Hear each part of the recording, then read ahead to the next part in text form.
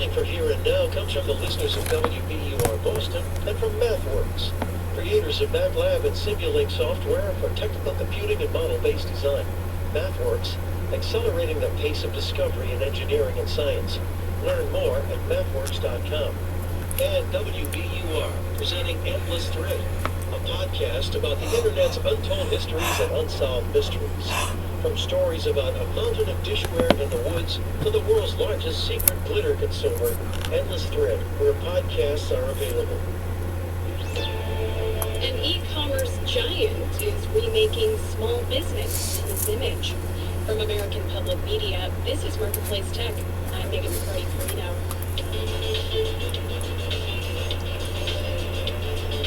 Marketplace Tech is supported by KeyBank. KeyBank can help create unique sustainability solutions for your business and its future. More at key.com/sustainability. Amazon might seem anathema to small business, but the fact is, third-party sellers account for the majority of its sales. You know, that tiny font under the Buy Now button that says Sold By and often shows a name you don't recognize. These sellers range from independent artisans and designers to opportunistic resellers of products from big box stores. A new report from the nonprofit Data and Society examines how Amazon is helping, hurting, and generally transforming the small business retail model. Author Moira Weigel is a professor at Northeastern University. She describes the effect as a trickle-down monopoly. Amazon's market dominance is giving rise to a new kind of small business that is Amazon native, optimized for Amazon, kind of engineered to succeed on Amazon, but must acknowledge can scale and bring real opportunities to people, but that remain extremely vulnerable to Amazon's shifting prerogatives and very much under Amazon's control. I saw many sort of really literal examples of that in my research, whether it was merchants who call themselves retail arbitrageurs hoarding huge amounts of goods in their homes or their garages or their cars, sort of turning their daily lives into miniature fulfillment centers, or whether it was sellers being encouraged by Amazon trading materials or by other trading materials to sell at a loss for a period of time in order to gain market share, to gain visibility in Amazon's search algorithm. And indeed, I spoke to people who had some passion product they'd invented before and put on Amazon, and almost universally, those people had sort of terrible experiences. How important have these third-party sellers been to Amazon's growth? They've played a really enormous role in Amazon's growth. They've been one of Amazon's highest revenue sources for years. About 60% of everything anyone buys on Amazon comes from a third-party seller. You know, when you think that Amazon has about 40% of the online retail market, that's like 20 to 25% of everything anyone buys online in the United States. Do you have a sense of where this business model is going? What Amazon's done to the marketplace really resembles what Uber and Instacart have done to work, right? It's sort of this risk shift model, which the platform companies didn't invent. I always emphasize, Walmart did 90% of what Amazon did before Amazon, but this tendency to concentrate and to try to draw in more and more third parties to effectively subsidize the infrastructure build out is a sort of broad strategy that I imagine a firm like Amazon will continue to pursue, even as the recent layoffs and sort of the stock price going down in 2022 and general instability in the economic outlook may cause some turbulence. Moira Weigel at Northeastern University. We reached out to Amazon for comment on the Data and Society report, but received no response by our deadline.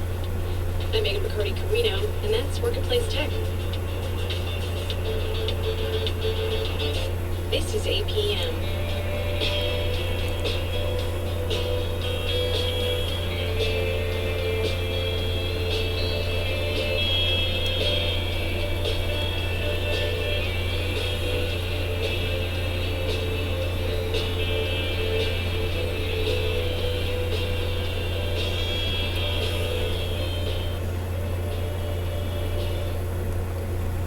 I'm Josie Guarino with these news headlines. The Kremlin has warned the West that supplying tanks to Ukraine would be a dangerous escalation of the conflict, but it insists that move won't deter Russia from its goals in Ukraine. Some Russian experts also emphasize that the supply of the deadly armor will be relatively limited and could take months to reach the front. Democratic Representative Adam Schiff is entering the 2024 California U.S. Senate race. The seat is now held by Senator Dianne Feinstein, who has not said if she'll seek another term. Schiff joins what's expected to be a crowded field that already includes Democratic Rep. Katie Porter. An asteroid the size of a delivery truck will whip past Earth tonight. It will be one of the closest such encounters ever recorded. NASA insists it'll be a near miss with no chance of the asteroid hitting Earth. This is Here and Now. How has Germany confronted the sins of their past? There will be no release from this history. And could we ever do the same? Because if we don't, it will be too late for now. Listen to the special series Memory Holes tomorrow from 1 to 2 on WAMU 88.5. Support for WAMU comes from Sapir, a journal of ideas for a thriving Jewish future, with issues on culture, education, social justice, and more, at sapirjournal.org. Tonight, partly cloudy skies with a low of 30 degrees. Tomorrow, expect sunshine with a high near 45. It's 48 degrees in Annapolis and 46 in Washington. At 2:40.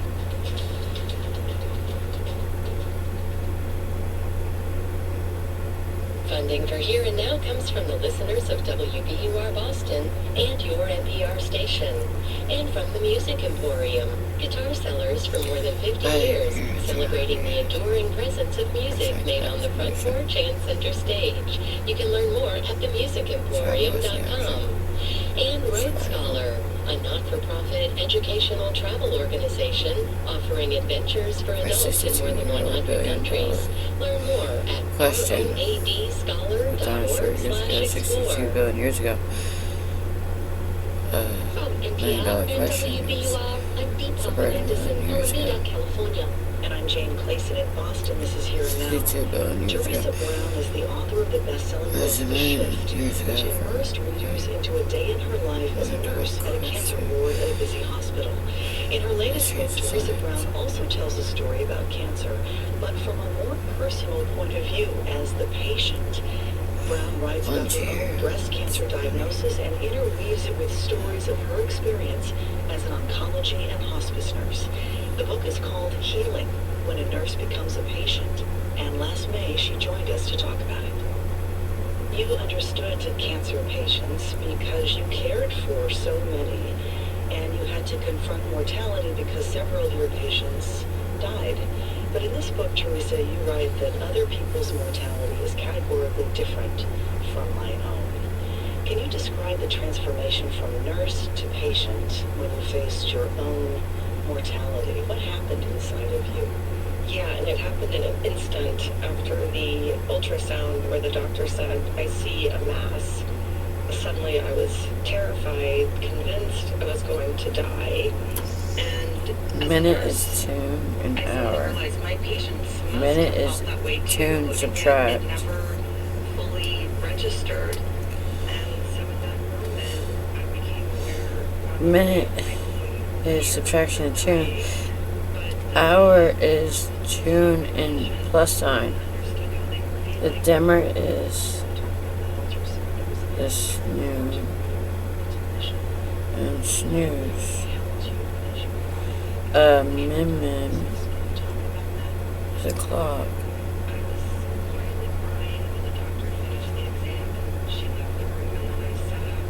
AL is the alarm.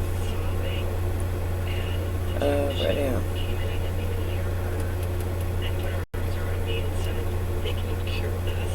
The source is on and off. Ever showed me that level of compassion and conviction that tech, whose name I never learned, showed me in that moment.